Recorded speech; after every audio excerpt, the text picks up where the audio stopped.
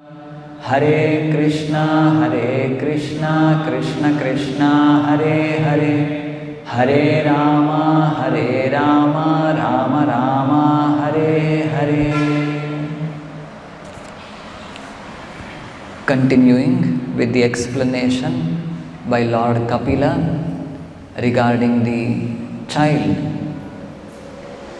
Sufficient explanation, detailed explanation we heard about the pangs of the child in the womb of its mother, and it reached a summit, especially during the time of its delivery, coming out of the womb of its mother, and after coming out, it has fallen on the ground, surrounded by all nasty, filthy fluids, surrounded by many worms. Continuing, here we see Shayito Ashuchi Paryanke.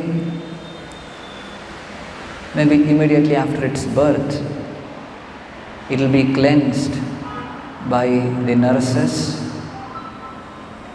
who may not be aware of what the child wants. The child is feeling hot. It may be given a hot water bath. It may be feeling little cold. Cold water may be used for its bath, which will put into more distressful condition for the child. And then here, Shayito Ashuchi Paryanke, unclean bed. Because a child will pass its stool and urine on the bed itself. So there, in that filthy condition, filthy bed, it has to continue lying down. Jantuhu Svedaja Dushite. Svedaja, the creatures born from sweat. There will be many germs, many insects which will come and bite the child, which are there somewhere in the corner of the bed, on the cot. Na ishaha kanduyane angana. So at least grown-ups, if there is some itching sensation, some pain somewhere in our body, we try to get little relief by scratching or itching. But the child, na ishaha kanduyane, it is unable to scratch its body. Even that basic ability the child doesn't have. You would have seen how it will be just lying on its back, hands and legs moving, but if at all it wants to touch its head or stomach, no, it's not possible for the small baby. Sometimes maybe the child will just rotate and unable to get back to its original position also. That's what it is said here. Asana utthana cheshtane. Asana means sitting, utthana to stand up, cheshtane to move about. It is unable to sit, unable to stand, unable to move. This is the condition. So till now we had heard how inside the womb of the mother it's unable to move, very difficult, all of those explanations we heard. Is it that after coming out, now everything is done? No. Still the body is undeveloped for all of varieties of activities for it to do. It's unable to scratch its body, sit or stand, move about. No, still it is not possible. Germs are still biting. Unclean bed it has to lie on. And what does it do? It simply has to cry. It starts crying loudly. More details in the next verse. Tudanti amatvacham damsha Tudanti means to bite. Amatvacham, the baby whose skin is very soft. The skin is very tender. But damsha, gnats, some insects, they come and bite the tender body of the child. Mashaka matkunadayaha. Mashaka means mosquitoes. Matkuna meaning bed bugs. Adayaha and other creatures. Mosquitoes, bed bugs, they come and bite the child. Rudantam vigata jnanam. Rudantam, it starts crying. Vigata jnanam, it is deprived of its wisdom. Then, krimayaha krimikam yatha. The way a small worm bites a bigger worm, likewise, some small worms bite the child. Unable to protect itself from any of these, the child cries bitterly. So this is the condition of the newborn child. So here we see maybe we say tapatraya, the varieties of sufferings. It may be adhyatmika, from one's own body, mind. So the child, it is passing its urine and stool and it has to sleep on the same unclean bed. And adibhautika kleshas, many mosquitoes, bed bugs, insects, they torture the child by biting its tender body. The child, unable to protect, has to continue all of these in its handicapped condition, unable to protect itself, unable to move its hands and legs the way it wants. Srila Prabhupada tells here, it is assumed that even if a person acquires some spiritually uplifting knowledge, circumstantially he is prone to forget it. This is exactly what happens in case of devotees also. We acquire some spiritual knowledge, especially in the beginning days. We are eager to hear, eager to know. So we may acquire some spiritual knowledge, but eventually we may tend to forget it. We are prone to forget it. Therefore, the Bhagavatam says, Nityam Bhagavata Sevaya. Every day, day after day, we have to hear. Continuously we have to hear. It's not that sufficiently I have heard now everything is done, all the knowledge I have, I need not take shelter of reading and hearing. No, we are prone to forget things. Let us try to understand this with more examples. Say a person, he is put in water, some water body. He has to swim and try to come to the shore. Some river is there, he has fallen and the waves are just taking him away. So somehow, if he has to save himself, he should swim and reach the shore. So this person starts swimming. At least the first thing, to keep himself afloat, not to drown in the water, he starts swimming. And he looks at the direction of the shore and starts swimming in that direction. Now, sufficient time over, he is swimming, unable to reach the shore. Can he think, oh, sufficient time, I have done swimming, whatever I have taken care of myself, now let me stop it. Let me relax. Is it possible for that person there, inside the river body? No, he should continue swimming till he reaches the shore.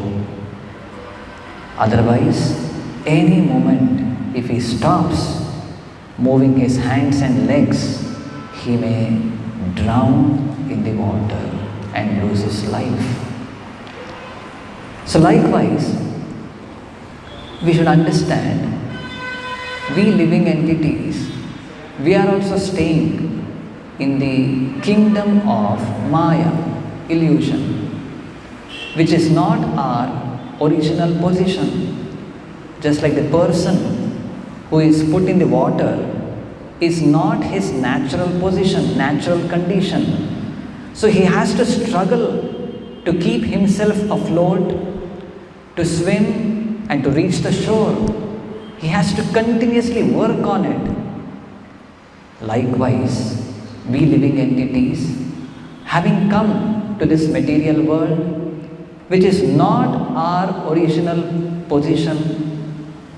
It's a temporary place of misery, dukkhalayam ashashvatam, where we have come. So we have to continuously work to keep ourselves afloat and try to reach the shore. Until we reach the shore, we cannot stop all of our spiritual activities, our sadhana, hearing Bhagavatam on a regular basis, we cannot stop. If at all out of our foolishness, if we start thinking, now I have become sufficiently experienced, done, and start ignoring these things, become callous towards these things, at any given point of time, we may drown in the waters of this mortal world.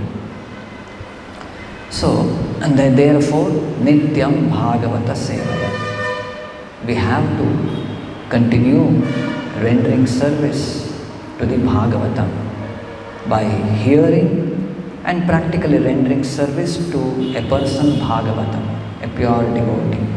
So this should continue till we go back to Godhead.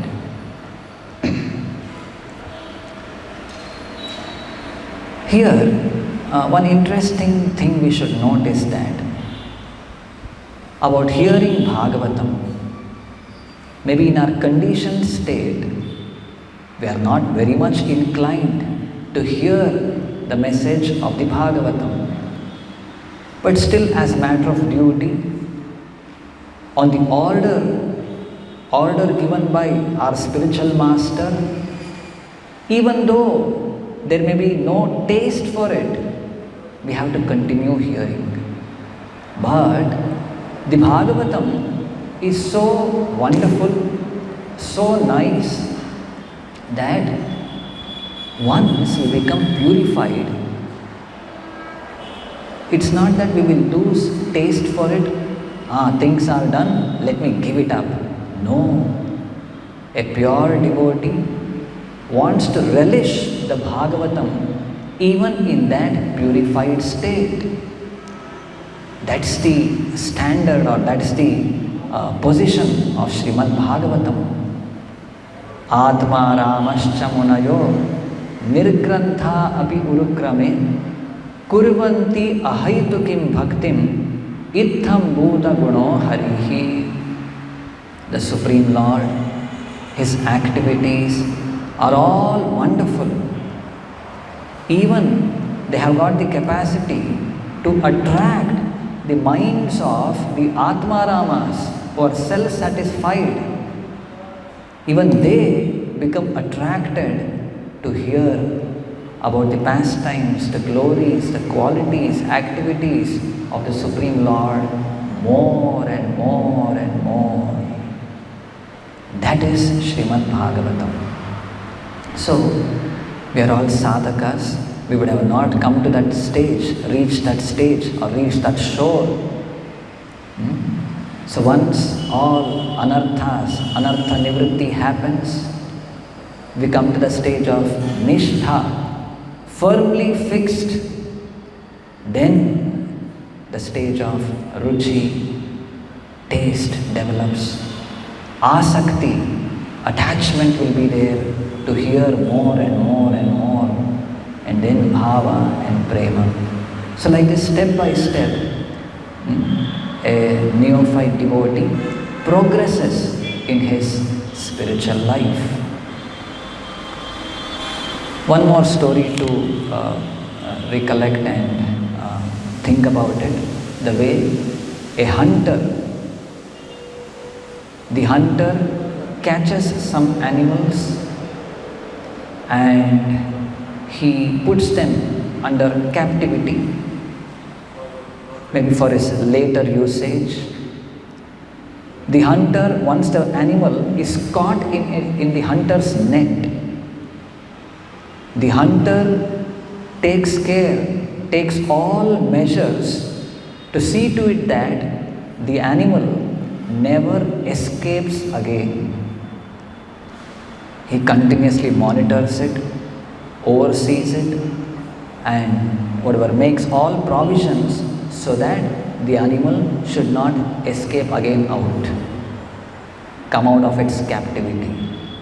Then he loses that animal for whatever purposes he had captured it. So likewise, a devotee, the way the hunter is very alert, even after capturing the animal is caught in the net, he doesn't become very callous. Still he continues to keep an eye on the animal and makes all provisions to secure the animal in his captivity. So likewise, even a devotee, a neophyte devotee, it's not that, okay, I've begun my spiritual activities, my sadhana, sufficiently I have done. There is no question of becoming callous. At any given point of time, the uncontrolled senses, uncontrolled mind may cause, put us into a very troublesome condition. So we have to be very, very careful. The way hunter deals with the animals, not trusting them. Likewise, we should never trust our mind and senses. Continuously we have to watch over it and keep them keep them under control. Let us recollect two examples from the Bhagavatam, wherein great devotees, due to some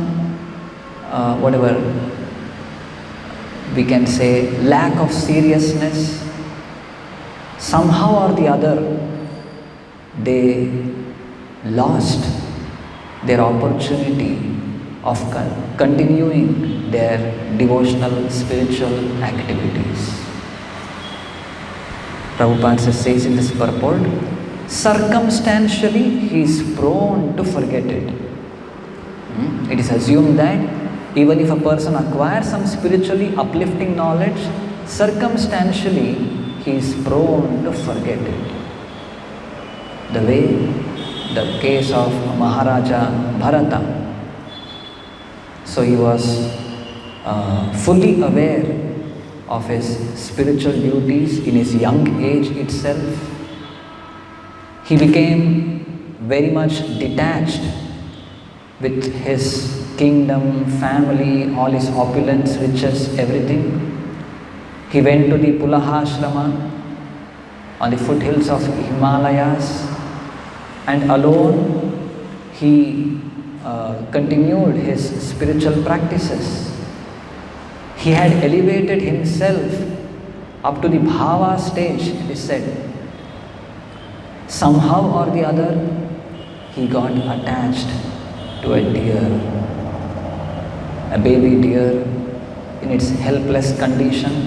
It was being drifted away in the swift waters of the Ganges. So he felt compassion towards it, saved the deer's life and brought it to his ashram, place of residence. And knowing that the small baby deer doesn't have any caretaker, so he took charge of it, became very attached to it, and gradually he lost the seriousness with which he was practicing his spiritual life. Being too much attached to the deer, to the thoughts of the deer, in taking care of the deer and all of these things. And this costed him to take a body of a deer in his next life, and then again another body of a human being, and in that body also had to undergo various kinds of sufferings given upon him by his elder brothers. And then it went to a point that some dacoits came and they wanted to butcher him, chop off his head. But still, by his remembrance of his past life, past devotional activities, he was completely situated on a transcendental position wherein he got help personally by Maya Devi, and somehow or the other he was saved, and he continued his devotional practices and then went back to Godhead. So here we can see how, if at all we become slackened in our spiritual life, what will be the cost of it? It may prolong our existence in this material world. Again we have to take up another body, enter another womb, undergo all the painful conditions what we are hearing now, and after coming out also a miserable condition will be put into. So we need to be very serious. Another example we see in the Bhagavatam is that of Ajamila.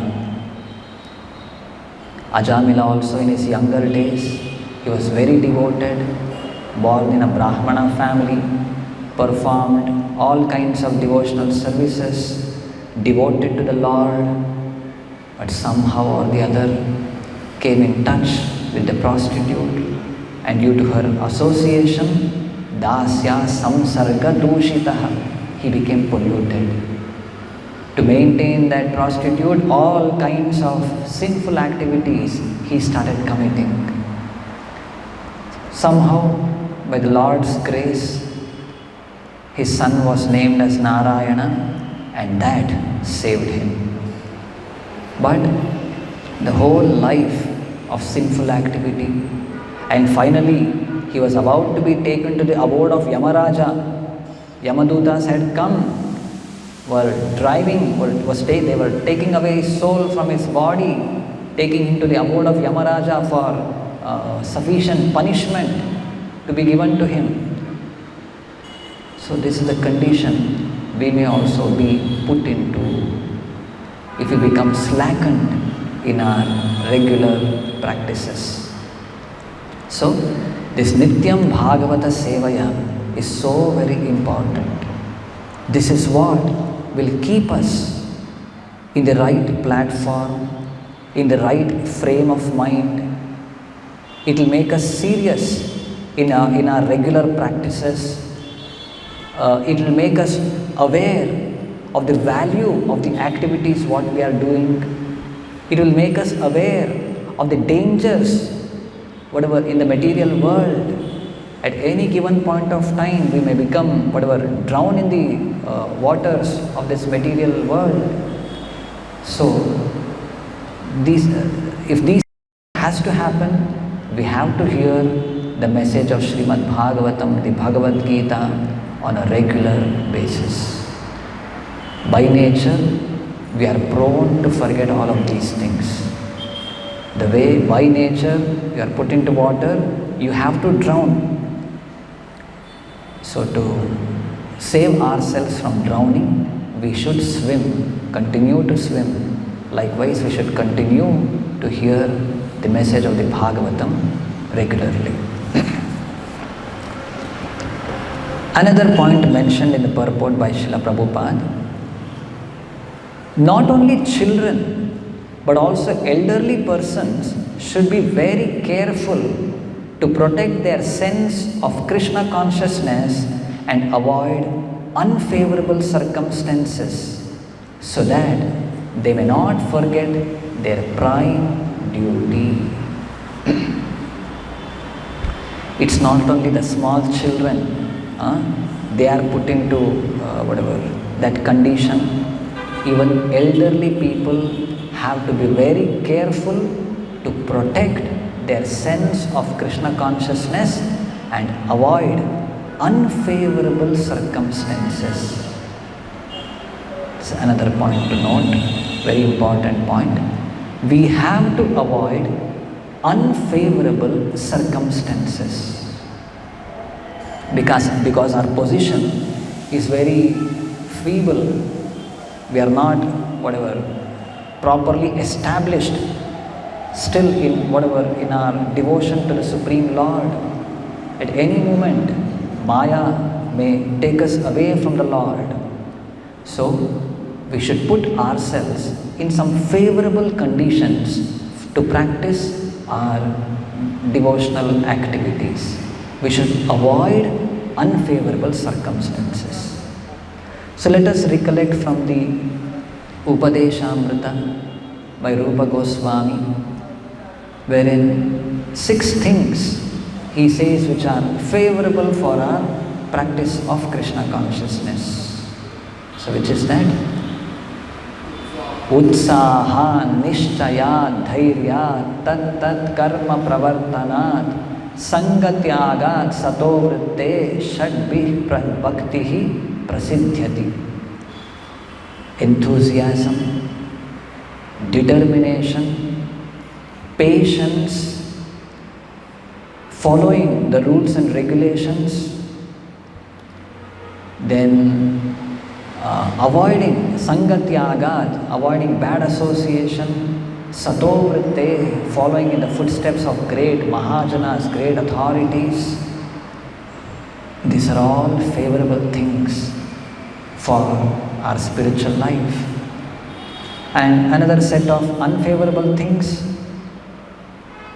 atyahara, prayasa, prajalpa, niyamagraha, janasanga, laulya, shadbi, bhaktihi, vinashyati, destroys our bhakti.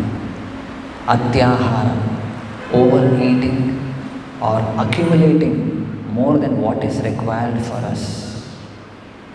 A devotee, he is just very simple, with minimum facilities, he is happy, satisfied, yadricha labha santushto, not eager to acquire more things than what is required.